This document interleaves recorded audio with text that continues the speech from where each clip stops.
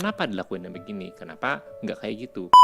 Dia kan udah riset nih, tuh dia udah ketemu nih beberapa observasinya dia, dan kemungkinan besar dia udah ketemu problem-problemnya karena dia punya pengalaman di tempat sebelumnya. Terus habis itu dia masuk ke tempat yang baru dan dia ngelihat ada sesuatu yang beda. Dia ngelihat kayaknya kalau misalkan dilakukan seperti ini potensi jadi problem. Ketika dia masuk nanti ke masa probation, step yang akan dia lakukan adalah dia mulai identifikasi ada gapnya di mana. Maksudnya gap itu perbedaan antara apa yang jadi ekspektasi dia ketika dia ngelakuin riset itu tadi sama realita yang ditemuin di lapangan pas ketika dia udah jain. Gap-gap itulah yang kemudian akan jadi bahan bakarnya dia untuk menggali lebih lanjut, untuk dia bertanya lebih lanjut. Dan itu salah satu karakteristiknya mereka pas ketika probation, nanyanya banyak banget deh, karena kembali lagi mereka udah punya ada pengertian sendiri karena mereka punya pengalaman sama mereka ada observasi gitu. Dan itu nggak usah nunggu, itu hari pertama mereka kan langsung nanya kenapa dilakuin begini, kenapa nggak kayak gitu. Dan motivasinya kembali lagi adalah untuk